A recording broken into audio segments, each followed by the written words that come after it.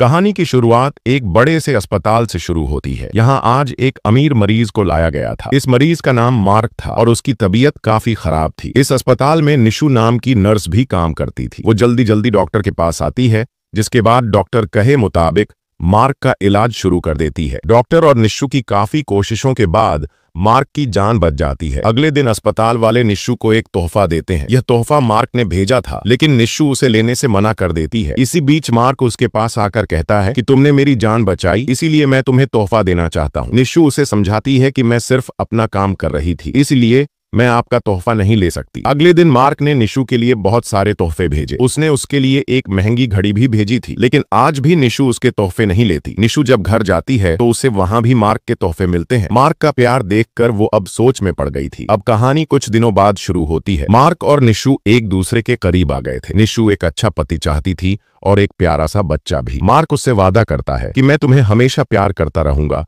और तुम्हें बच्चा भी दूंगा। वैसे मार्क की पहली बीवी एक हादसे में मर गई थी और उसका एक जवान बेटा भी था। उसने यह बातें निशु को पहले ही बता दी थी और उसकी बातें सुनकर भी निशु उससे शादी करने को तैयार थी। कुछ ही दिनों बाद दोनों की शादी हो गई। मार्क काफी अमीर लड़का था, इसलिए उसकी मेन शादी में बड़े बड़े लोग शामिल होते हैं। शादी के बाद निशु मार्क का घर देखने लगी। घर देखते देखते वह स्टेबल में आ जाती है और वहां उसे मार्क का बेटा रोनी घोड़े की सवारी करते हुए दिखता है। घोड़े की सवारी करने के बाद वो निशु के पास आता है और उसे शादी की बधाई देता है। इसी बीच मार्क भी उनके पास आ गया और रोनी उसे शादी की बधाई देकर चला जाता है। उसके जाते ही मार्क निशु को रोनी के बारे में बताने लगा। वो बताता है कि रोनी भले ही अमीर घर का बेटा है, लेकिन वह छोटे मोटे काम करता है और एक छोटे से कबी में ही रहता है। इसके बाद दोनों पति पत्नी अपने कमरे में आते हैं और आते ही एक दूसरे का पानी निकालने लगते हैं। अगले दिन मार्क निशु को बताता है कि मुझे एक जरूरी काम है, इसलिए मैं एक हफ्ते के लिए बाहर जा रहा हूँ। उसकी बात सुनकर निशु हैरान हो गई, क्योंकि वो मार्क के साथ पानी निकालना चाहती थी। मार्क के जाने के बाद निशु अपने नए घर में बोर होने लगी थी। वो पूरा दिन चुपचाप रहती और किसी तरह वक्त बिताने की कोशिश करती। एक हफ्ते बाद मार्क आ तो जाता है, लेकिन उसे उसी रात फिर से काम पर जाना पड़ रहा था। निशु उसे रोकना चाहती थी, लेकिन मार्क के लिए काम पहले था, इसलिए वह निशु को समझाकर चला जाता है। अगले दिन निशु रोनी की बाइक देखती है। घर की नौकरानी रोनी को जाने से रोक रही थी,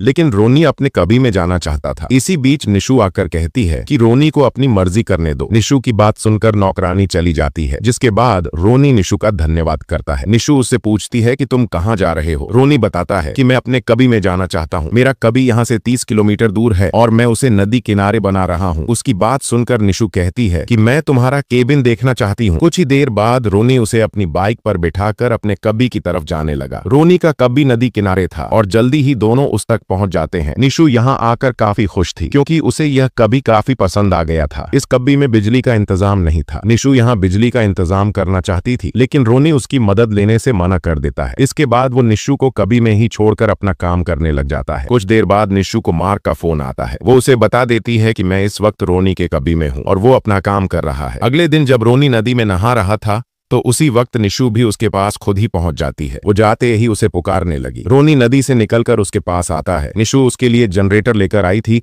ताकि बिजली का इंतजाम हो सके। उसने रोनी की मदद की थी और यह देखकर रोनी खुश हो गया था। रात को दोनों एक क्लब में जाकर पहले दारू पीते हैं और फिर नाचने लगते हैं। रोनी ने काफी दारू पी ली थी, इसलिए आते वक्त वो गाड़ी में ही सो जाता है। निशु भी उसे नींद से नहीं जगाती है, बल्कि कपड़े उतार कर नदी में नहाने लग जाती है। इसी बीच रोनी की नींद से जाग जाता है और निशु का बदन देख कर वो गर्म हो जाता है। उसका दिल तो कर रहा था कि वो अभी जेसी को दबोच ले, लेकिन वो कुछ सोचकर वहीं रुक जाता है। अगले दिन रोनी फिर से काम करने लगा और इसी बीच निशु भी उसके पास आ जाती है। वो आज रोनी की मदद करना चाहती थी। रोनी भी उसे नहीं रोकता और दोनों मिलकर केबिन को थोड़ा सा छोड़ते हैं, इसलिए निशु उसकी मदद कर जल्दी जल्दी केबिन को पूरा करना चाहती थी। दोनों काम भी कर रहे थे और साथ ही साथ हंसी मजाक भी कर रहे थे। पूरा दिन काम करने के बाद दोनों नदी में नहाने लग जाते हैं। नहाने के बाद दोनों बातें करने लगते हैं। बातों बातों में निशु रोनी को बताती है कि मैं यहाँ बार बार आती हूँ। रात को जैसी जब घर में थी तो वह अपनी कोई फाइल ढूंढने लग जाती है। फाइल ढूंढते ढूंढते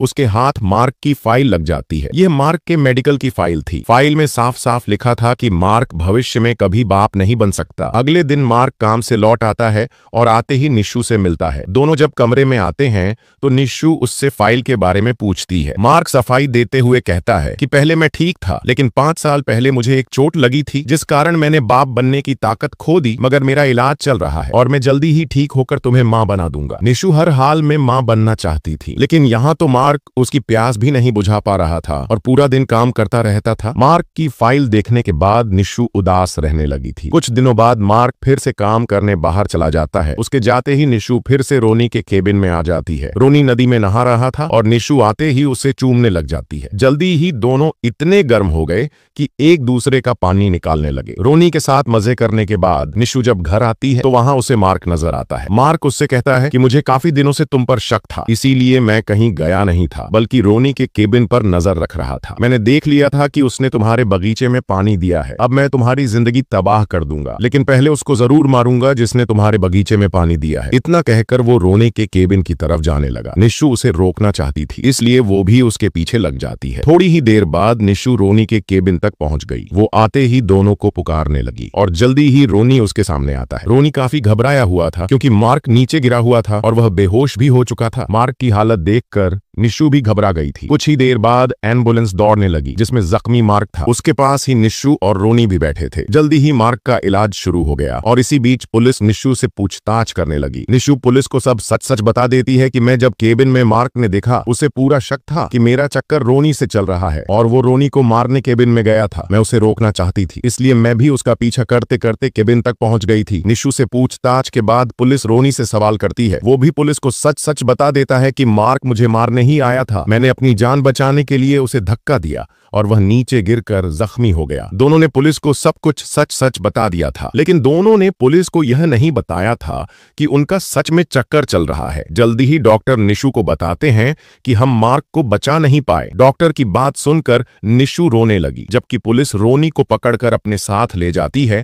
अगले दिन निशु रोनी से मिलने जेल में आती है। वो सैम से पूछती है कि कहीं तुमने जानबूझकर तो मार्क को नहीं मारा। रोनी उसे बताता है कि अगर मैं उसे धक्का नहीं देता तो वह मुझे मार देता। निशु को रोनी पर यकीन था, इसलिए वह उसकी बात पर भी यकीन कर लेती है। कुछ ही दिनों बाद रोनी को कोर्ट में पेश किया गया। सरकारी वकील रोनी को सजा दिलवाने की कोशिश में था। वो यह दिखाने की कोशिश कर रहा था कि रोनी ने जानबूझकर मार्क को मारा है ताकि उसकी मौत के बाद वो उसकी दौलत पर मजे कर सके। रोनी का वकील भी काफी तेज था। वो यह दिखाने की कोशिश कर रहा था कि रोनी ने अपनी जान बचाने के लिए मार्क को धक्का दिया और मार्क की मौत सिर्फ एक हादसा है और कुछ नहीं। कई दिनों की कोशिश के बाद रोनी को रिहा कर दिया गया। केबिन में रोनी और निशु थे तो निशु उसे बताती है कि मैंने जानबूझकर मार्क से शादी की थी। मेरी ही एक दोस्त ने मार्क को हमारे चक्कर के बारे में बताया था ताकि वह तुम्हें मारने केबिन में आए और फिर तुम्हारे हाथों मारा जाए। उसकी बात सुनकर रोनी को इतना गुस्सा आ गया कि वह गुस्से में आकर उसे मारने की कोशिश करता है, लेकिन इस बार वह खुद ही नीचे गिरकर मारा जाता है। निशु एक लालची और तेज लड़की थी। उसने पैसों के लिए मार्क से शादी की थी